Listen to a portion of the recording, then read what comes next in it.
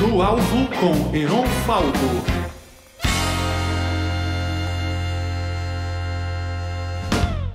Boa noite, galera. Hoje a gente vai falar com o Marco Della Roche, especialista em mixologia. Fala, Marco! Tudo bem? Beleza, Como é que cara? você tá? Beleza, graças a Então, Deus, Marquinhos. cara. Tudo certo. Tô tentando mostrar aqui meu bar amador aqui. Estamos aqui com os nossos barzinhos.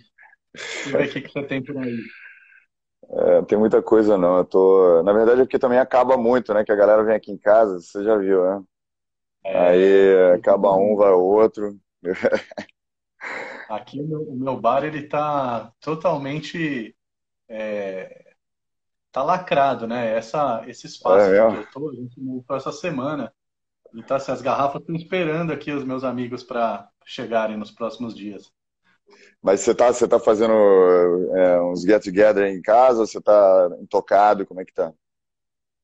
Cara, eu passei 4 meses intocado no sítio, na Serra da Bocaina, e voltei um pouco atrasado. Então, assim, primeiro que eu não tô com essa sede de sair, como tá todo mundo, que eu entendo, né? E, e eu também demorei para entender o que estava acontecendo na prática, assim, como é que é colocar máscara, como é que é Sim, álcool gel para tudo quanto é lado. Então, agora eu já tô me protegendo aqui no álcool para. boto fé. Cara, então eu vou fazer uma introduçãozinha aí para todo mundo saber aí o que está acontecendo. E aí a gente começa um bate-papo. Pode ser? Bora, bora. Beleza, pessoal, sejam bem-vindos. A gente está aqui com o especialista em mixologia, o Marco Della Roche. Ele tem uma agência de consultoria sobre mixologia, que é o Drink Lab, né? Já fez mais de 800 palestras sobre mixologia e é o editor do site Mixology News, ou seja, é um cara que entrou muito, muito fundo nesse assunto de mixologia. É um grande prazer ter você aqui com a gente hoje. É muito raro isso, né? Porque esse assunto, pô, tem gente que não sabe nem o que é, então saber tudo Sim. sobre o assunto é muito raro mesmo. Pois é, cara. Eu tô trabalhando com o mercado de bebidas há já 18 anos, né? E hoje, essa coisa da coquetelaria, ela passou a ser para mim muito mais cultura e história e vida, sabe? Muito mais do que técnica, colecionar informações.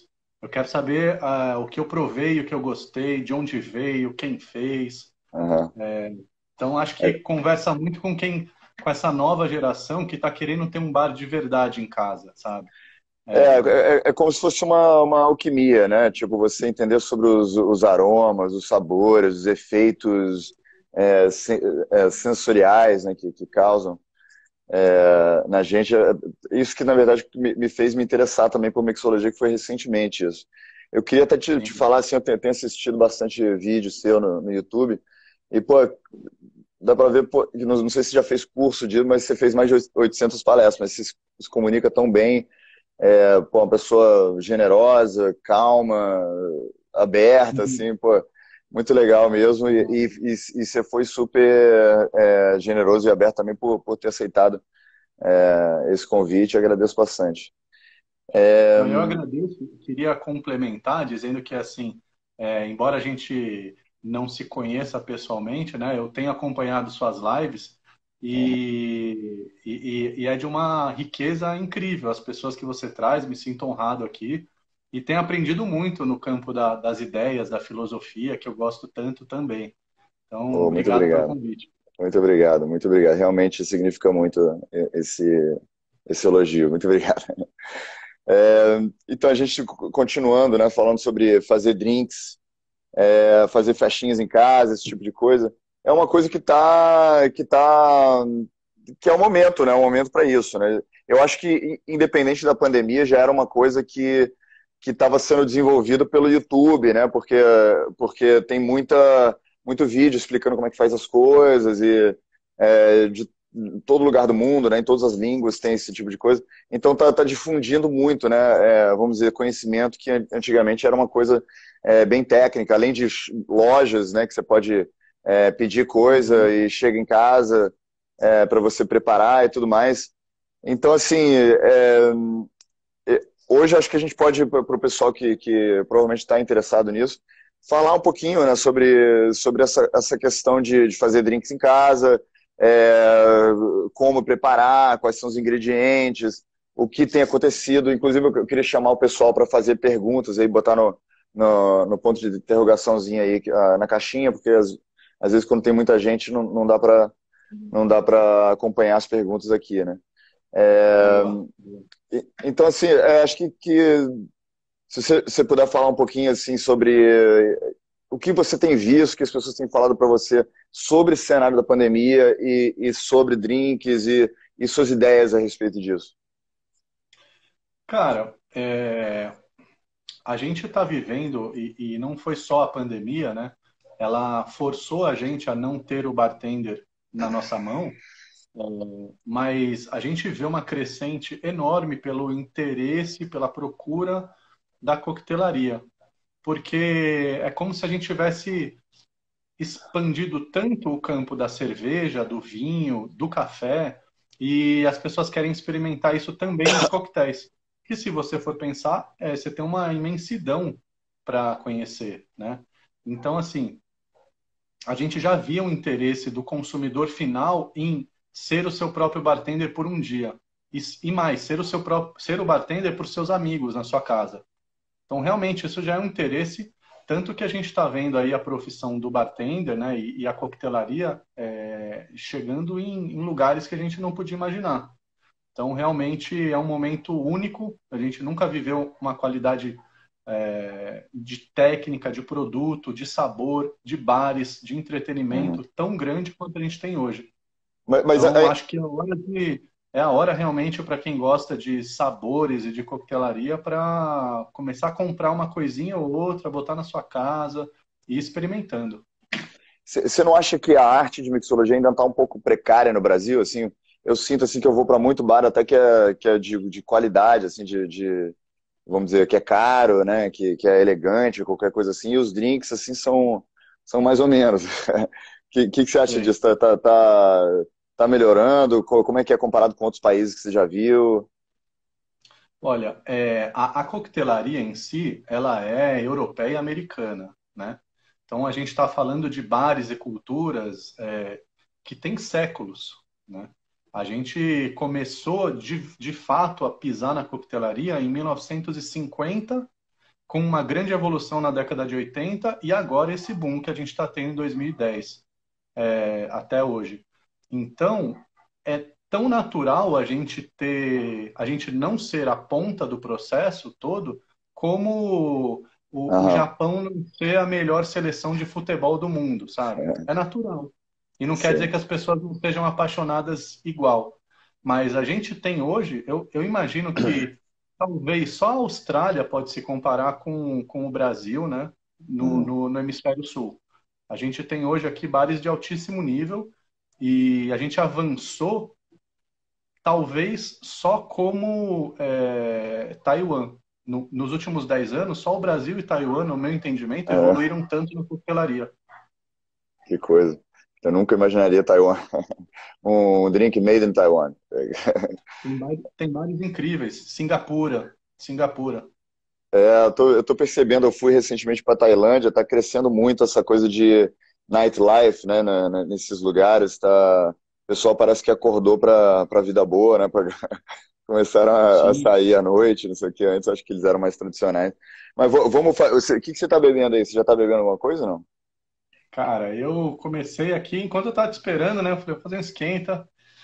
Você gosta de Negroni? Eu gosto de Negroni. Eu tô Eu tomando gosto, uma variação. Diga. não, eu gosto mais de Old Fashioned, assim, que para mim do mesmo planeta, né? Mas eu gosto mais do Old Fashioned. Sim. Então, eu estou fazendo uma variação do Negroni, que é um clássico que fez 100 anos ano passado, e com rum envelhecido. Então, ele chama Kingston, que é rum envelhecido, Campari e um vermute tinto. Essa garrafinha bonitinha que eu abri hoje aqui, eu falei, hoje é um dia especial, vou abrir. que é o vermute de Camboriú. E você acha que com essa onda de politicamente correto eles vão ter que mudar o nome do Negroni, não? Cara, e tem que falar com o Conde Negroni, né? Qual a história disso aí? Qual a história do Conde Negroni? Na verdade, assim, a coquetelaria ela é feita de lendas, né? E ai de quem vier destronar alguma lenda, porque é incrível, maravilhoso que a gente possa contar várias histórias que ninguém sabe se foi de fato. Mas uma delas é que o Conde Negroni, né, em 1919, na Itália, ele preparou o primeiro Negroni, que é uma variação de um outro clássico que é o americano, que é uma mistura simples, né, de vermute e Campari. Então, assim, a coquetelaria é como se ela tivesse nascido de dois lugares, que é ou os cítricos e adocicados, os sours, né? Ou se não, os amargos. E aí ela foi como um gremlins, assim, ele foi se multiplicando sem fim. A gente tem muitas variações hoje. Eu vejo muita coisa. O que eu não gosto quando eu vou em alguns restaurantes é quando eles todos os coquetéis são não tem os tradicionais, sabe? Eles inventaram nome pra tudo. É legal um ou outro, mas quando é todos assim, você fica com preguiça, tipo, porque você bate o nome lá, você sabe mais ou menos qual que você quer, e tal. Aí você tem que ficar estudando o cardápio inteiro, entendeu? Sim, sim. É complicado isso. E E, as pessoas querem provar a história, né?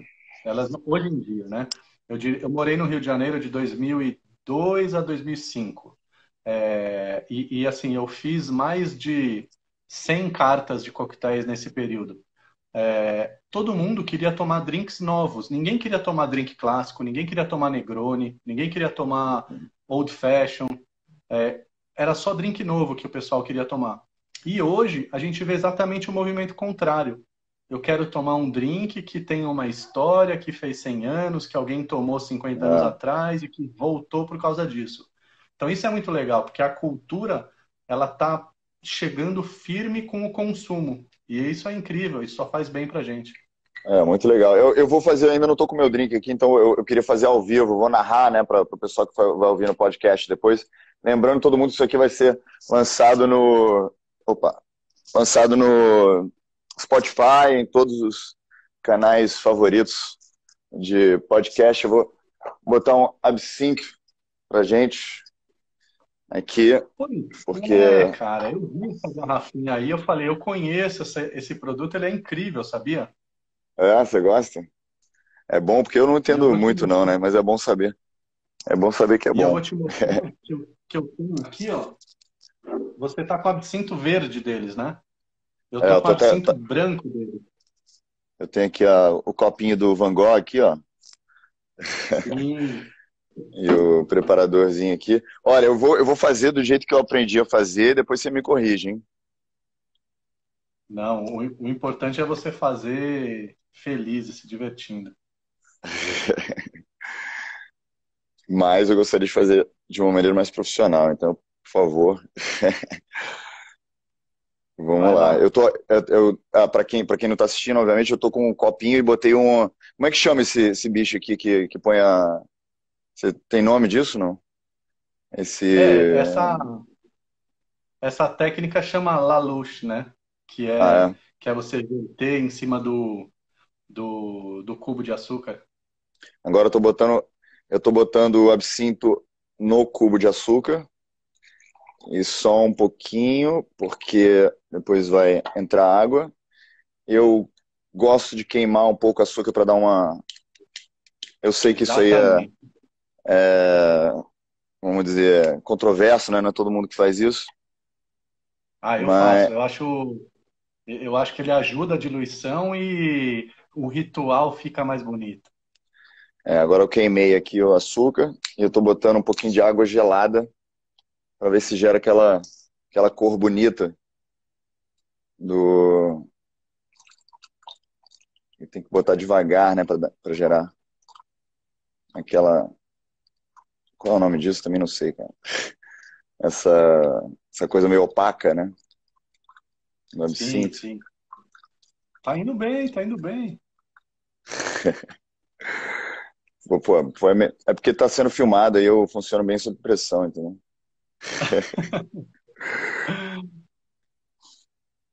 Ficou mais ou É, menos a cor, mas vamos lá. ver como é que tá de sabor para você, se tá legal. Eu, o absinto, né, é uma bebida super controversa, rica em história, assim, e, e a gente perdeu um pouquinho, né, do gosto pelos, saúde, Saúde, saúde. pelos anisados, né? Hum, é. Então, Mas é pelo, muito bom. pelo que eu entendo da história do absinto, era uma coisa que no século XIX era uma coisa meio mais barata, né? Era uma bebida mais barata e atraiu os artistas e boêmios e tudo mais a tomarem isso porque era mais acessível do que as bebidas mais caras, né?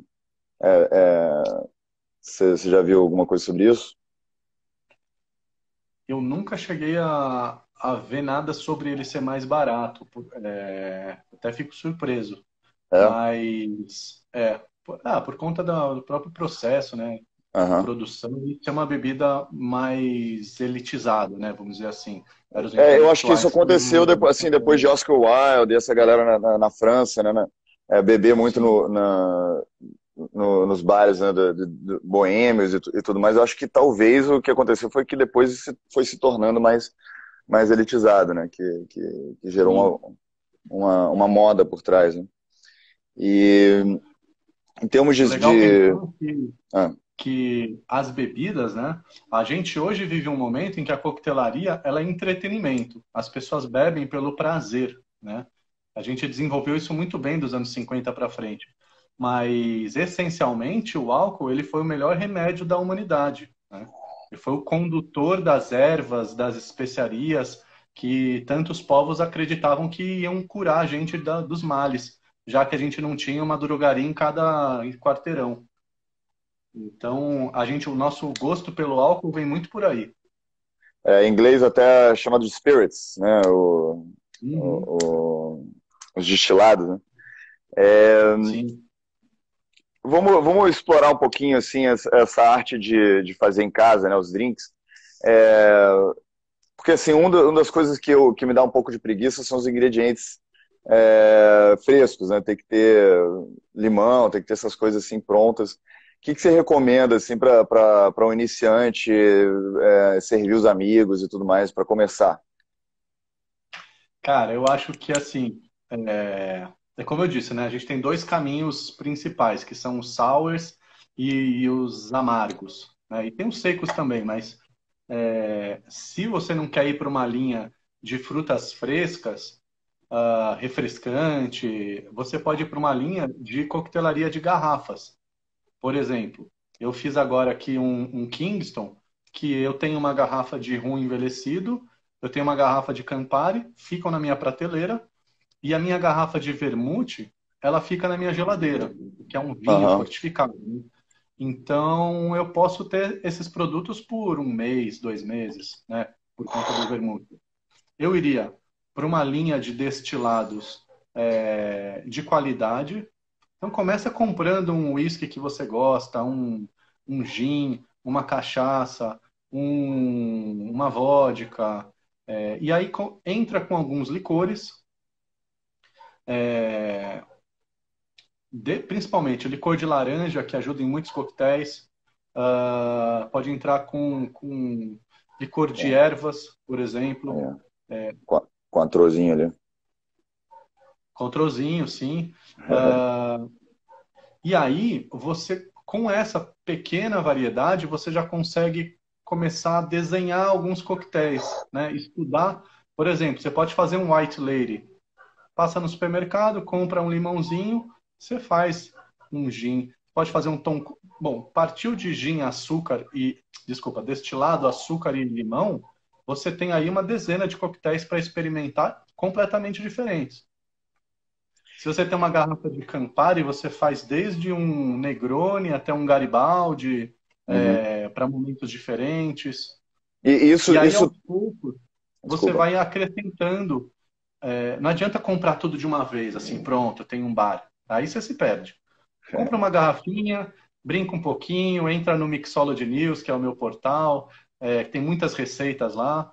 e depois você compra outra. O legal é ir curtindo o aprendizado. Não E, e precisa você, virar o e você fala sobre isso especialista. no Mixology News? Você fala sobre, vamos dizer, dicas de iniciantes? Tem uma outra assim que é para, né, para gente que não é expert, né, que não tem todos os ingredientes, esse tipo de coisa? Pois é, o meu trabalho mesmo ele é mais focado para bartenders profissionais. Hum, Mas, por exemplo, eu tenho o Mixology News, que é o site que eu disse. Lá a gente tem mais de 800 receitas, além de conteúdos diários de coquetelaria, que se você é realmente fã do negócio, você passa a ler um conteúdo por dia e vai aprendendo, e vai se interessando. Por exemplo, eu tenho um amigo meu, jornalista, Ricardo, ele mandou um recado para mim no WhatsApp hoje porque ele leu um conteúdo que a gente fez sobre o Tuxedo número 2, que é um drink de 1900, que leva gin, leva vermute branco, e ele estava em dúvida se ele podia trocar o absinto por uma garrafa de araque que ele tinha. E eu falei, claro, experimenta. Ou seja, a pessoa já vai fazer um coquetel novo, que tem uma história nova, por conta de ter adquirido uma informação no dia. Não precisa fazer um curso gigantesco de 600 horas e virar o uhum, expert, sabe? Vai curtindo a caminhada. Eu acho que esse é. é o principal dica que eu dou, assim. Compre os utensílios, comece a comprar uma coqueteleira, um dosador.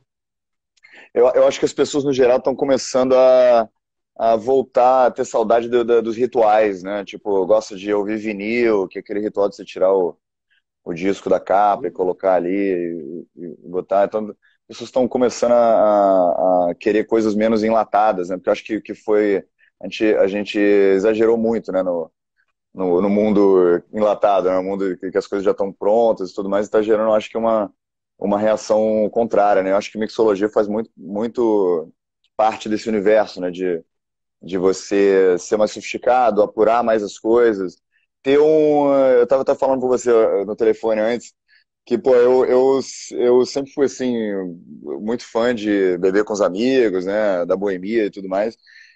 Só que quando a gente é mais novo, a gente, pô, quer primeiro mais barato, né? Porque não tem dinheiro. E também quer ficar bêbado, então toma cerveja pra caramba, toma gin, no máximo gin tônica, né? É, Uhum. e qualquer coisa assim pura, né? Aí quando a gente vai crescendo, acho que a gente vai criando uma vontade assim por Uma ir vergonha, né, do que fez é, na adolescência. total. Eu Eu não tenho vou muita fazer isso vergonha. de novo. Chega. Eu tenho muita vergonha de ter sido jovem também. Por isso que as pessoas param de tomar essas coisas, porque elas lembram do que fizeram. É, pô, Desculpa te cortar. não, que isso, que isso. E drink é isso, né, cara? Pô, drink você vai experimentando. A coisa ruim só é que a pessoa tem que saber muito sobre isso, senão tu vai misturando as coisas e a ressaca vai ficando pior, né? Porque você pega um drink, aí você experimenta outro, aí você tá misturando um monte. Como é que é isso? Você que entende, assim, da ciência por trás, mesmo que eu já vi que você entende, que causa, qual que é a lenda e qual que é a verdade sobre o que causa ressaca de fato? Então, esse é um. Eu vou simplificar a teoria aqui para a gente não ficar, é, Aham, enfim, ficar muito técnico o assunto. Essa era uma coisa que fazia sentido muitos anos atrás, sei lá, duas, três décadas atrás, quando as bebidas elas não tinham a qualidade que tem hoje. A gente tem aí alguns grupos específicos que não casam bem com fermentados e destilados. Alguns grupos específicos de pessoas que não se dão muito bem com destilados e fermentados juntos. aham. Então a pessoa fica só em um ou fica só no outro. Porém, a maior verdade que eu vivi na minha trajetória aí de quase 20 anos é a pessoa reclama que tomou um destilado e um fermentado depois de ter tomado uma garrafa de cada. E aí não tem fígado que ajude, cara. Não tem como.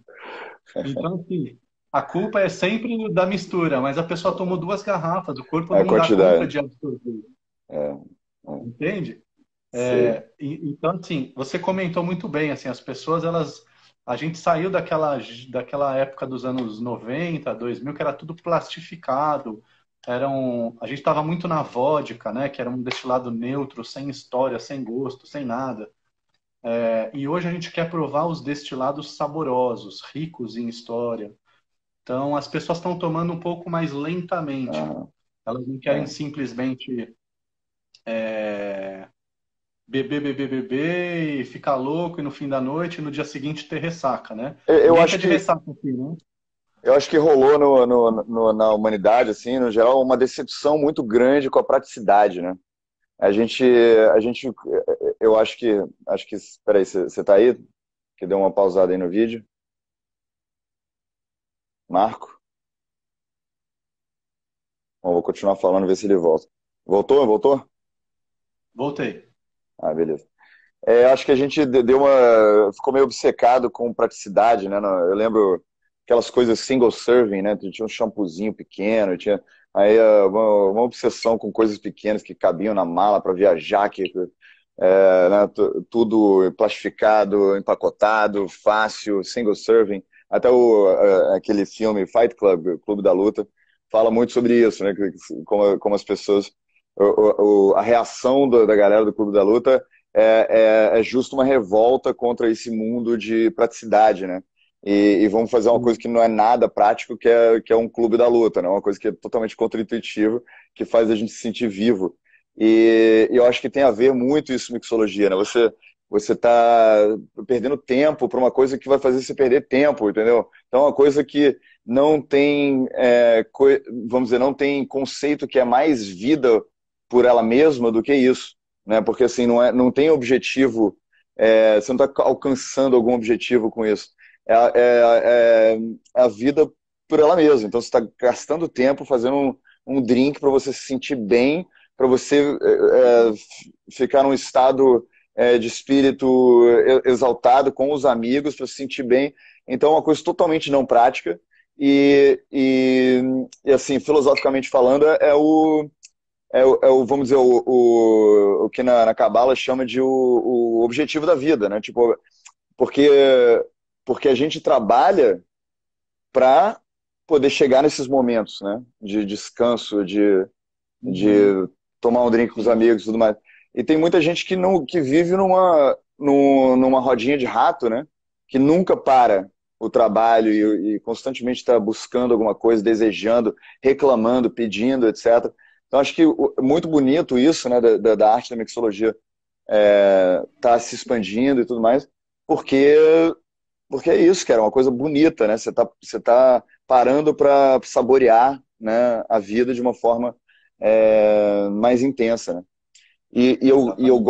É tipo assim, é tipo química, né? Você aprende química, eu já vi suas palestras também que você sabe assim detalhadamente como as coisas são feitas e tudo mais. Só que é uma química que você não está fazendo alguma coisa, algum produto, né, algum remédio. Você está fazendo alguma coisa para você ingerir e ter uma sensação. É incrível isso. Sim, sim.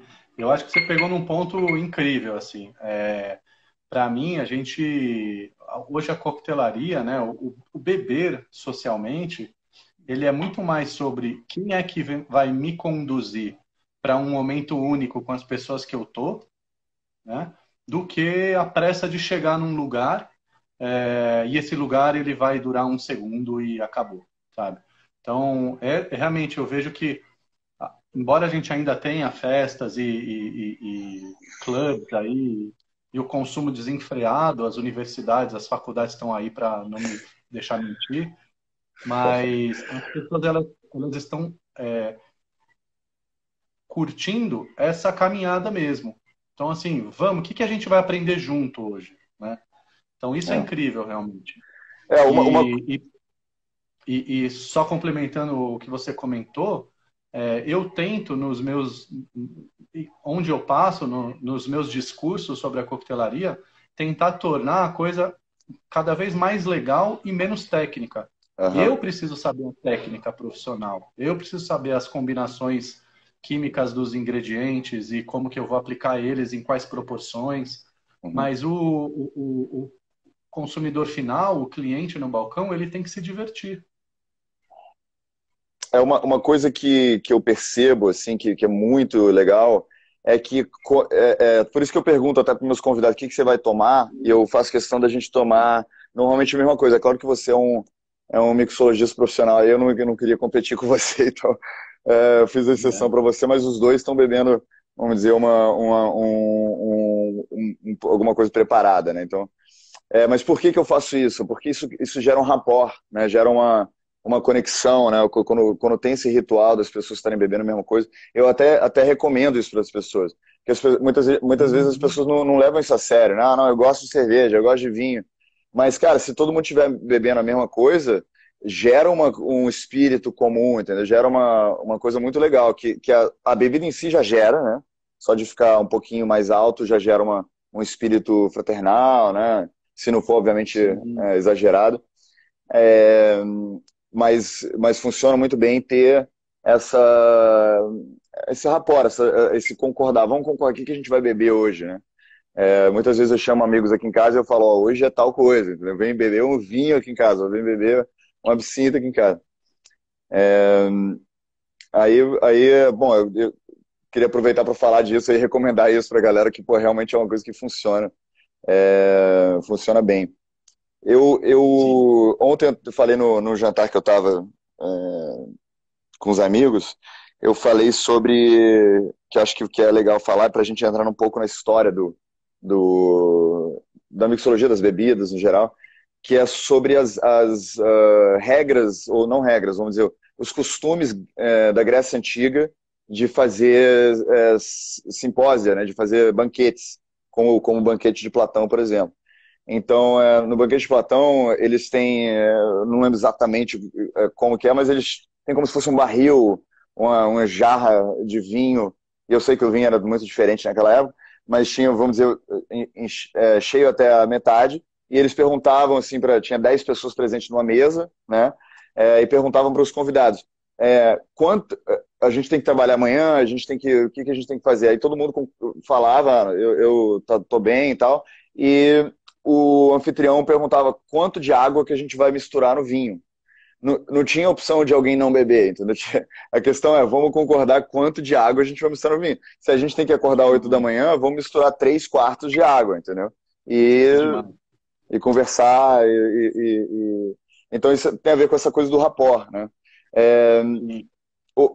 Outra coisa que eu descobri recentemente, né, eu vi uma palestra de um filósofo falando disso, é que existe evidências arqueológicas de que era muito comum, chamava a poção de Hécate, que era muito comum na Grécia Antiga, as pessoas misturarem o princípio ativo de LSD, né, ácido lisérgico, acho que, no vinho. Né? Então eles tinham uma microdosagem de LSD no vinho. Que você sabe sobre isso? Né? Na nossa sociedade moderna existe uma separação muito grande, né? Eu até fiz uma live sobre legalização das drogas e tudo mais, mas hoje em dia a gente trata álcool como se não fosse droga, né? E outras coisas como se fosse. Antigamente não tinha essa distinção, era tudo meio que dentro de um pacote completo. Como é que você vê isso? Sim. Cara, vamos sair um pouquinho da coquetelaria aqui, né?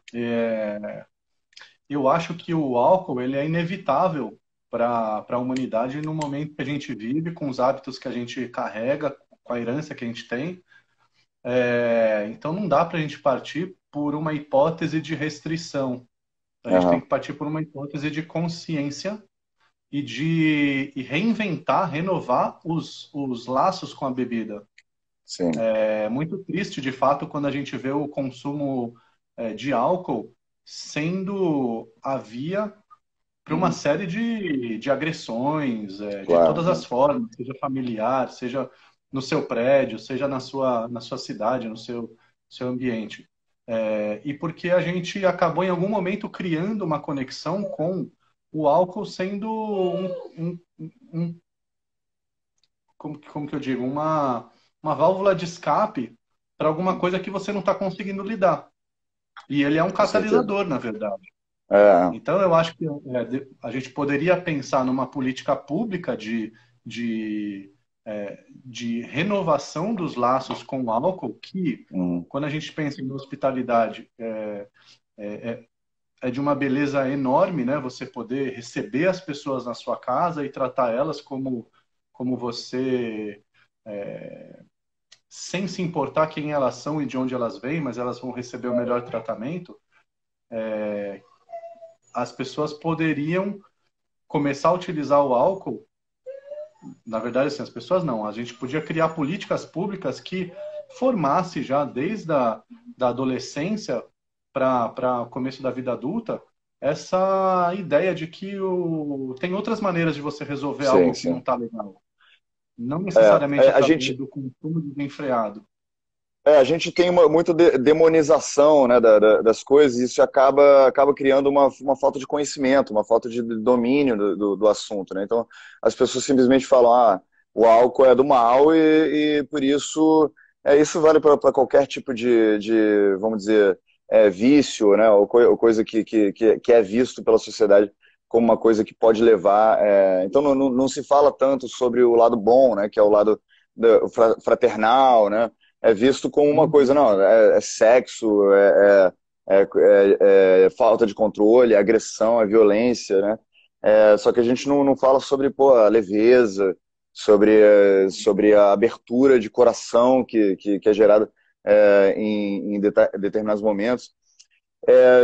Só que, bom, eu não queria te expor assim, politicamente, não era esse o objetivo, nem fazer essa pergunta. À vontade. Eu queria saber assim sobre o que você sabe em termos de história, né? Desses diferentes, vamos dizer, de como era a mixologia na antiguidade, por exemplo. O que que você sabe assim de histórias interessantes, entendeu? Coisas que te vêm assim, que te impactou, né? Que você sabe da história da mixologia. Acho que ia ser bem legal a gente conversar um pouco sobre isso. Legal. Cara, assim, a gente tem a fermentação há muitos e muitos e muitos anos atrás. A gente estava falando aí dos nossos índios, todos os povos indígenas que viveram no Brasil, eles fizeram uso da fermentação através de bebidas como cauim, né, que tem a sua cultura e está ligada aos rituais de passagem e festejos. A gente está falando dos povos da Ásia, dos povos da África, dos povos da Europa. Então, todo mundo fez uso da fermentação. Aí a gente tem principalmente ali no Oriente Médio, a gente tem o começo da destilação, que vai parar direto na Europa e que ali a gente vê uma cultura sendo desenvolvida rapidamente. Mas aí a gente já está falando de próximo de 1000 a 1500, né?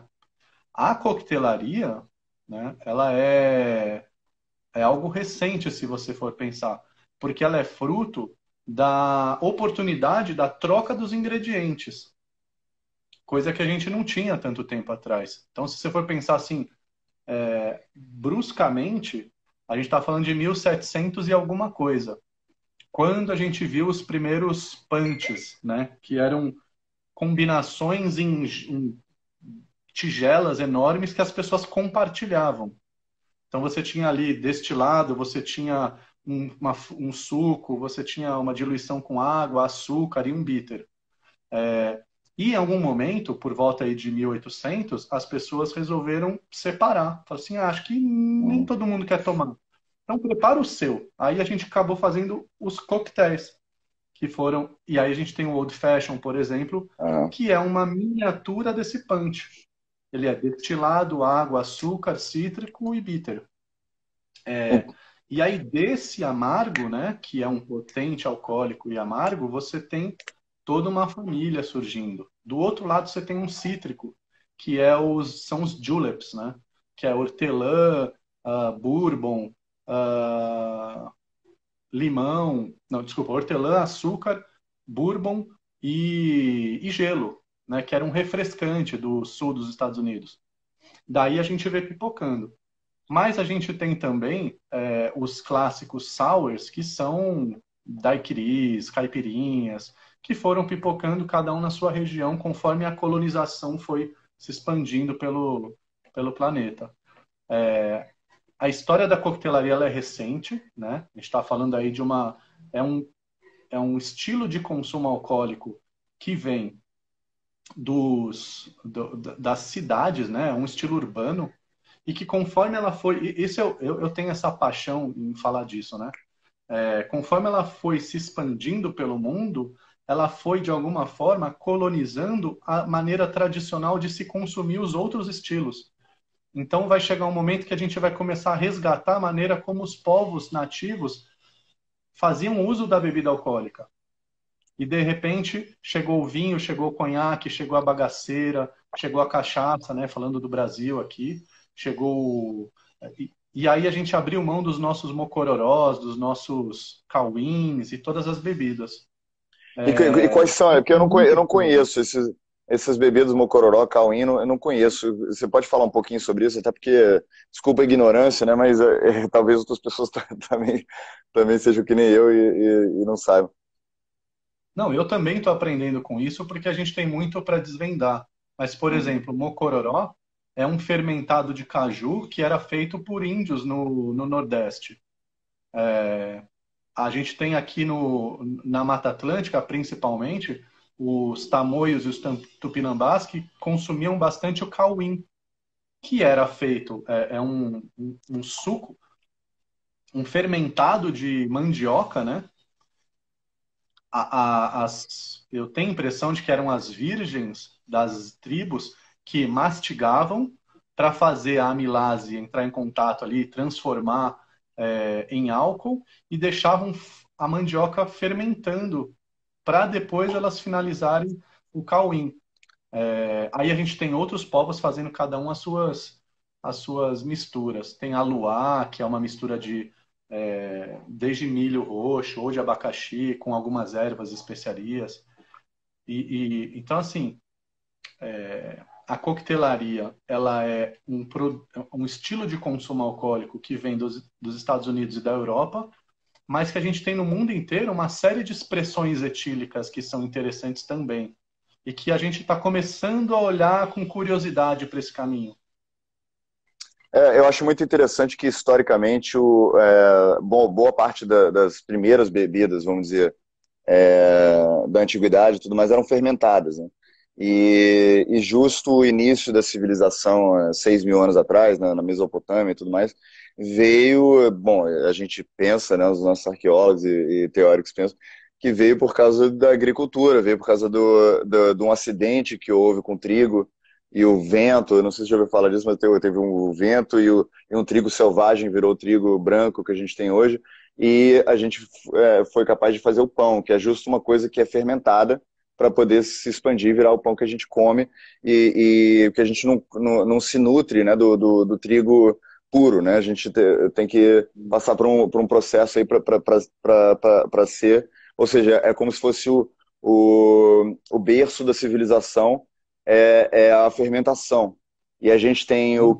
a fermentação que nos nutre, o corpo. Aí tem a fermentação que nutre a alma, que é a cerveja, que é os diferentes drinks aí que a gente vê em vários lugares do mundo. E é interessante que isso foi desenvolvido em todos os lugares, né?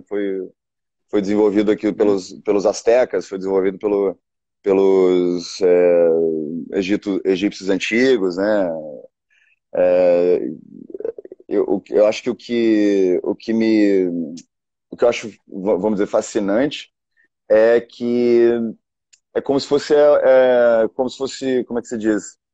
É uma coisa harmoniosa, né? Uma coisa que no final das contas as duas coisas vêm da fermentação, que na verdade é uma espécie de cogumelo, né? Uma espécie de fungo que vem, a fermentação causa um certo fungo. É, então, assim, eu tenho certeza que no começo as bebidas e tudo eram vistos com um viés religioso, com um viés ritualístico, né? Isso eu sei até que existem registros disso mesmo. E isso me interessa muito. Não sei se você viu minha live com o Eduardo Chanca, né, que a gente falou sobre a ayahuasca, né? Que não deixa de ser uma espécie de mixologia, né? Que você pega Incrível. Pega duas diferentes. plantas diferentes, mistura num processo de bateção, de É, calor. É incrível isso mesmo, porque eu fico pensando que os efeitos da ayahuasca, né, hoje, eles são tão assustadoramente incríveis quanto uma fermentaçãozinha simples lá nos egípcios. As pessoas deviam olhar aquilo como um deus mesmo. Quem é que me transforma nisso, né? E o que eu faço com isso a partir de agora? Eu vou venerar esse Deus que me transformou É, nisso. E isso é incrível, realmente. é, E essa é é, uma essência que as pessoas podiam levar para a sua experiência com álcool nos bares, né? Quem, sim. em quem eu me transformo quando esse Deus me habita, né? Eu realmente acho que é uma pergunta aí para a gente se para a gente levar para frente. Com certeza. É um entusiasmo, né? Entusiasmo, né, etimologicamente grego, significa você estar com um Deus dentro de você, né? Entusiasmo, a etimologia vem disso. E o álcool na dosagem certa que te causa um entusiasmo.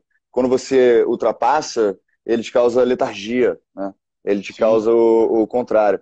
Então, acho que vale realmente, eu acho que é uma das coisas que eu mais defendo na vida, que eu não sou a favor de legalização das drogas, eu sou a favor de o bom uso da natureza, né? O sábio uso da natureza e o uso da natureza para fazer o bem, para juntar as pessoas, para harmonizar ambientes, para, né, para consertar problemas, para unir esse tipo de coisa. A gente tem muita coisa aí na natureza, graças a Deus, que tem essa ajudinha, né? E eu considero assim como se fosse uma ajudinha de Deus mesmo, né? A gente está aqui brincando no Jardim do Éden, algumas coisas que a gente vai encontrando por aí ajuda a gente como se fossem ferramentas, né? Para a gente, sim. sozinho, a gente não consegue fazer certas coisas e a gente tem um impulsionamentozinho, né? Um boost de algumas coisas. Eu estou absolutamente de acordo com você e a gente fica na ilusão da grande cidade, né, e de todos os gadgets que ela nos proporciona, mas realmente é só a gente olhar para a Terra que a gente vai ver ali as pequenas respostas, né? É. E isso É. me leva a uma coisa que eu queria até falar com você sobre, que é a mixologia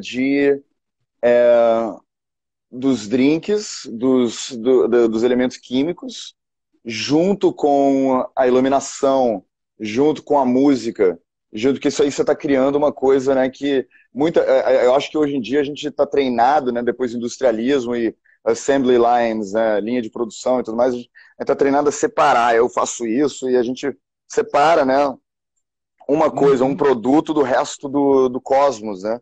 Só que, na verdade, quando a gente aprende a harmonizar essa coisa com as outras coisas, a experiência, né, que a gente tem na vida é muito mais completa e muito mais intensa, né?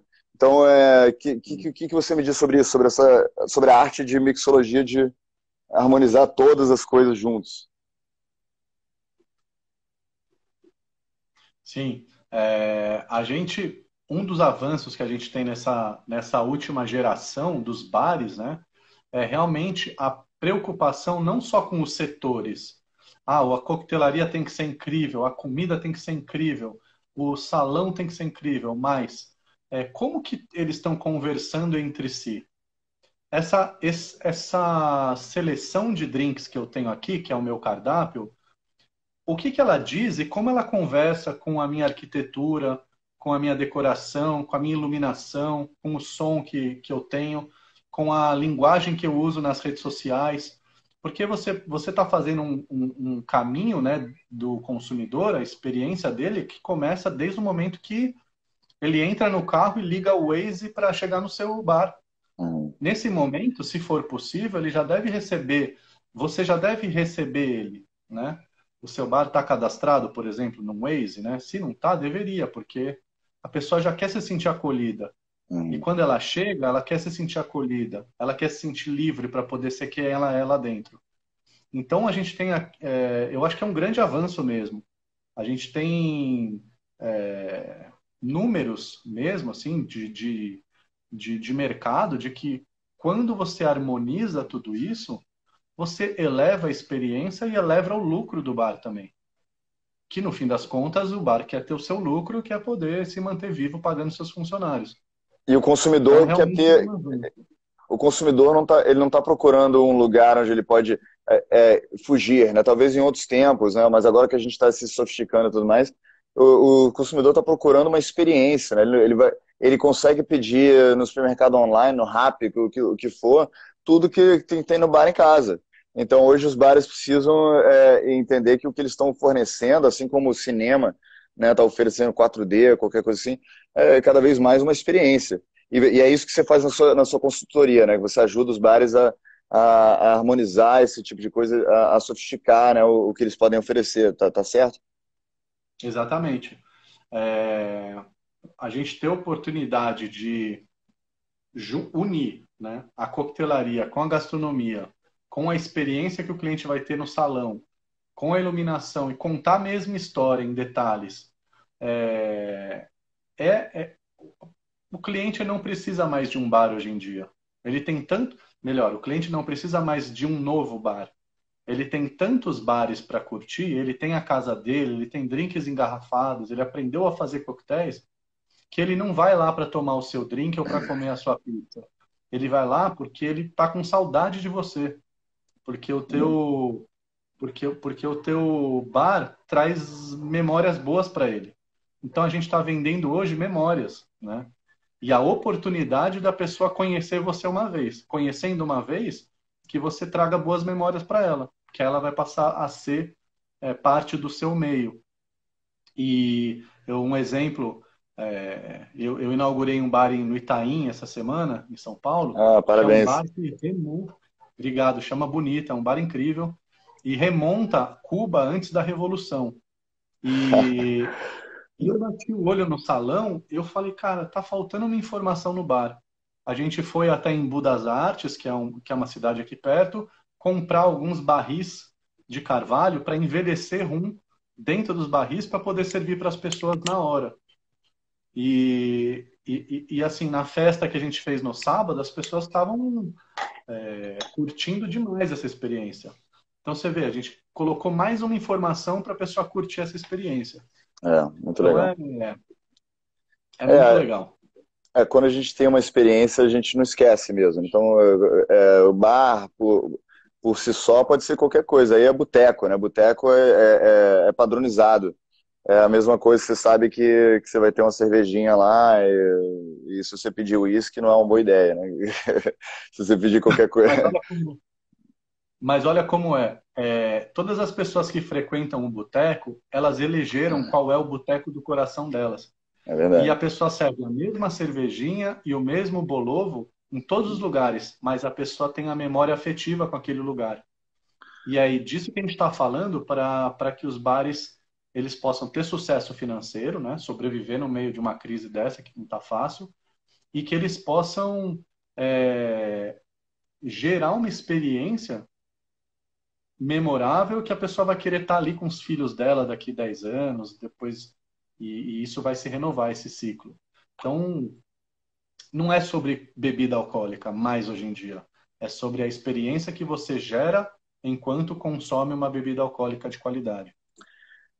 E uma coisa que eu acho muito legal, que acabou de me vir à mente, é que essa reeducação cultural, né, sobre como se sofisticar em termos de consumo do álcool, é, como ter experiências mais agradáveis e coisas do tipo, eu acho que os bares acho que se beneficiariam muito de participar disso, né, de ter informações, garçons que cuidam dos clientes, porque existe uma coisa histórica dos bares serem, tipo, inimigos, né? Estão lá causando como se fosse um drug dealer, né? Um dealer de drogas que está lá Uhum. para fazer o cliente tropeçar, para fazer o cliente cair e tirar o máximo de dinheiro e dar o máximo de álcool para ele e causar o máximo de baderna.